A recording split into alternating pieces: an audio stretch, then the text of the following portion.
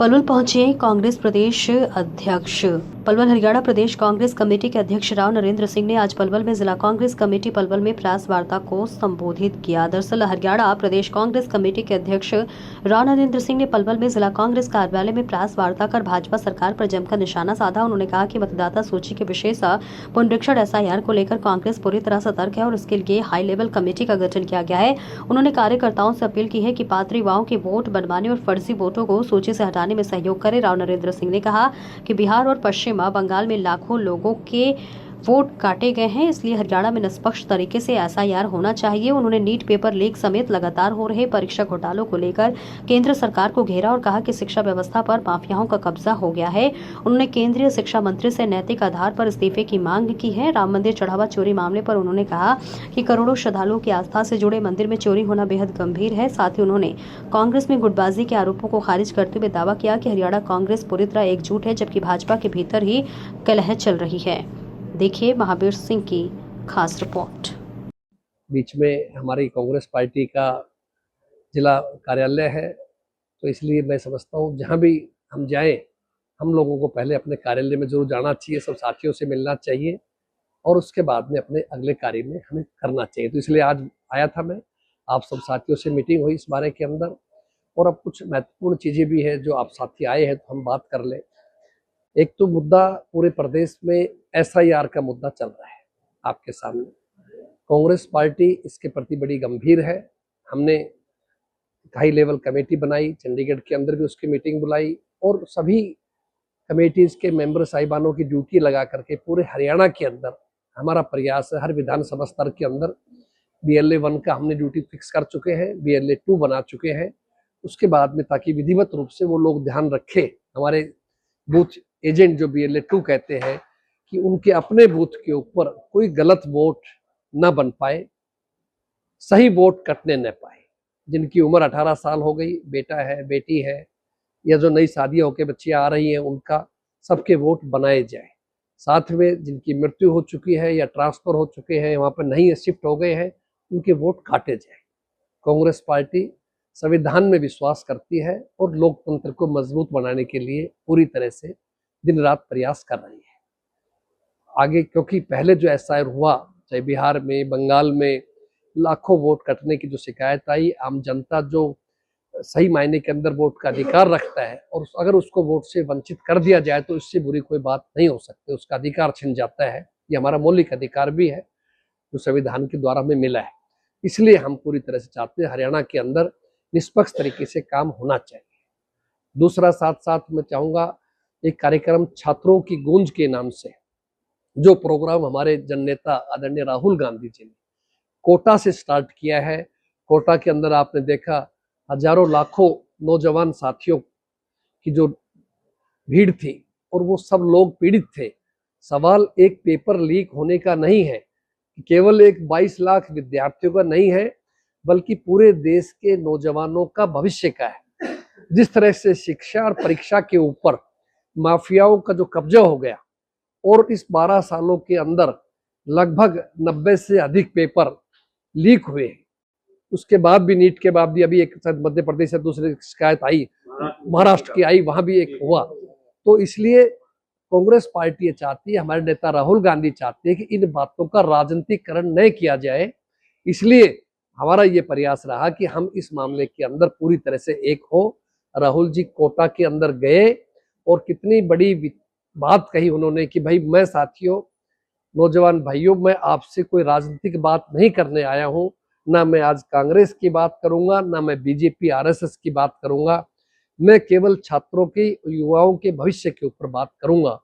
उस बात को लेकर के हमारी कांग्रेस पार्टी, हमारे यूथ कांग्रेस, हमारी NSUI, तमाम कांग्रेस के संगठन पूरे प्रदेश के अंदर इस कार्यक्रम को हम जगह जगह चला रहे हैं, लोगों को जागरूक कर रहे हैं, उनको नौजवानों के भविष्य की चिंता है और हम चाहते हैं कि घटना भविष्य में ना हो और जो दोषी है उनके खिलाफ सख्त कार्रवाई की जाए। और शिक्षा मंत्री भारत सरकार जो धर्मेंद्र प्रधान जी है, उनको नैतिकता के आधार पर इस्तीफा दे देना चाहिए था, लेकिन ये भारतीय जनता पार्टी की, आप जानते हैं कि वो कभी इस्तीफा लेते नहीं, चाहे कितने बड़े से बड़ा भी कोई कांड कर दे, काम कर दीजिए। अभी आपके सामने एक बहुत बड़ा मुद्दा आया राम मंदिर का। देश के करोड़ों करोड़ों लोगों की आस्था जुड़ी हुई है धर्म के प्रति, भगवान के प्रति। और जिस बात का भारतीय जनता पार्टी डोरा पीटती थी कि हमने भगवान राम का मंदिर बनाया, हालांकि सुप्रीम कोर्ट के आदेश से बना। सबसे पहले अगर कोई शुरुआत की तो स्वर्गीय श्री राजीव गांधी जी के टाइम से शुरुआत हुई थी, जो गेट खुलवाए गए थे। लेकिन फिर भी हमें कहते हैं एक मंदिर बना अच्छी बात है। देश के लोग 5 से 10 लाख लोग प्रतिदिन अब भी जाते हैं और करोड़ों करोड़ों अरबों रुपए उस चढ़ावे के रूप में आ रहा है। और उस मंदिर के अंदर सेंध लग जाए धर्म के काम के ऊपर, मैं इससे बड़ा पाप कोई हो नहीं सकता। प्रधानमंत्री जी को खुद हस्तक्षेप करना चाहिए इस मामले के अंदर। जो कहा करते थे ना खाऊंगा ना खाने दूंगा, तो कौन आ गया आपकी नाक के नीचे। और योगी जी से भी मैं कहना चाहते हैं कि आप खुद एक साधु वेश में है, नाथ संप्रदाय से, तो आपका धर्म बनता है कि ऐसी घटना प्रदेश में घटी है यूपी के अंदर, लोगों का विश्वास खत्म हो गया धर्म के ऊपर से, तो निश्चित रूप से न केवल ड्राइवर कंडक्टर को पकड़ने की बात नहीं है, बल्कि बड़े मगरमच्छों पे हाथ डालना चाहिए कि कितना भारी घपला हुआ है। और मैं समझता हूँ ये घपला हजारों करोड़ के अंदर होगा। ये कहने का 200 करोड़ की खबर आ रही है, कितने की आ रही है वो आपके सामने। और इस तरह बड़े बड़े घोटाले हरियाणा में हुए आपके सामने, वो पंचकुला घोटाला हुआ, IAS अफसर तक अरेस्ट हुए, पता लगा जो खुद राज्यसभा का चुनाव देख रहे थे। तो सब बातें कांग्रेस जो उठाया, कभी हमने गलत चीजें नहीं उठाई, लेकिन ये सब चीजें आपके सामने है। इसलिए कांग्रेस पार्टी इसके लिए जनता की अदालत में जा रही है और लोगों के बीच में हम जाके बातें बता रहे हैं। लोगों में भारी रोष है, आक्रोश है, और समय आने पे लोग इसका बदला लेंगे। बीजेपी ये कहती है कि कांग्रेस अभी तक 2 साल होने को आए हैं, 17 में आप बर्दाश्त कर रहे हैं, इस वजह से ये मुद्दे उठाते रहते हैं, ऐसे जो उठाने वाले होते हैं। अगर हमारे पत्रकार साथी ये समझते हैं कि राम मंदिर कोई गलत मुद्दा है, पेपर लीक गलत मुद्दा है, तो बीजेपी ठीक कह रही होगी। लेकिन हम तो वही कह रहे हैं, हम कोई आज चुनाव नहीं है देश में, प्रदेश में। आज तो सही मायने के अंदर विपक्ष का एक धर्म बनता है। विपक्ष एक शीशा होता है, आईना है। तो हम तो सरकार के कान खोल रहे हैं, जागरूक कर रहे हैं कि भैया जागो, चौकीदार वाला काम है कि आप गलत कर रहे हैं, गलत को गलत कहना चाहिए और उनको मानना भी चाहिए। सत्ता में जो लोग हैं, अगर मैं जब सरकार में था, मंत्री था, तो लोग कहते तो हम स्वागत करते, भाई ठीक बात है, हम इस बात की जांच कराएंगे और दोषी के खिलाफ सख्त कार्रवाई करेंगे अगर कोई गलती किसी ने की है तो भारतीय जनता पार्टी को स्वीकार करनी चाहिए कि लोगों की आस्था जुड़ी हुई और इस तरह कांड हो रहे हैं, कहीं पेपर लीक हो रहे हैं, कहीं राम मंदिर के साथ लूट हो रही है, कि बड़े बड़े घोटाले हो रहे हैं।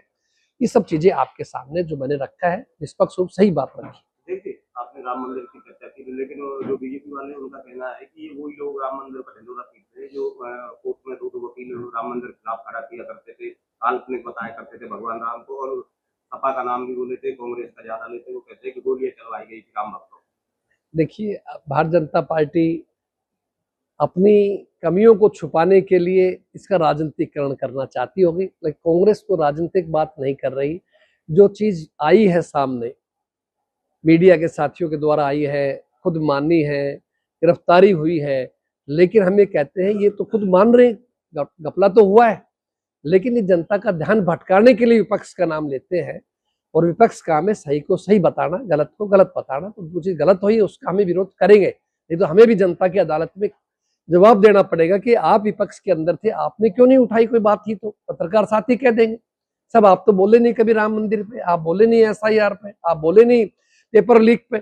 हमारा धर्म बनता है, हम लोगों का काम है जागरूक करना, फैसला जनता को करना है और जनता जान चुकी है। मैं पहले भी कहा, हमारे नेता ने सबके सामने, मीडिया के सामने दिखाया कि ये सब वोट चोरी करके, हेरा फेरी करके ये सरकारें बनी। कहीं सांसद चोरी किए जा रहे हैं आपके सामने, कहीं सीटें चोरी हो रही है, कहीं प्रदेश के प्रदेश हो रहे हैं चोरी। ये सब चीजें आपके सामने है। सरकार इस बात को जान चुकी है कि जनता का विश्वास भारतीय जनता पार्टी से खत्म हो चुका है। भारतीय जनता पार्टी द्वारा जो शगुफा छोड़ा हुआ था, कांग्रेस में गुटबाजी है, मैं अक्सर कहता हूं भाई आज कांग्रेस पूरी तरह एक है, किसी प्रकार कोई गुटबाजी नहीं है। पिछले 8-9 महीने से जब से मुझे जिम्मेदारी मिली है प्रदेश की, सभी कांग्रेस के शीर्ष नेताओं का पूरा मुझे सहयोग मिलता है, सभी साथी कार्यक्रम में शामिल होते हैं। अगर कोई गड़बड़ है, फूट है, टूट है, तो भारतीय जनता पार्टी नजर आ रही है, जिसका उदाहरण आपने स्वयं दिया कि मुख्यमंत्री और केंद्रीय मंत्री कार्यक्रम में स्थानीय भाजपा के कार्यकर्ता, उनके मंडल अध्यक्ष, उनके विधायक, उनके सांसद नहीं आए। तो मेरी बजाय तो आप ही समझ सकते हो क्या है, क्या ये उचित है। फिर भी लोग कांग्रेस पे आरोप लगाए, आपको स्वयं देखना चाहिए।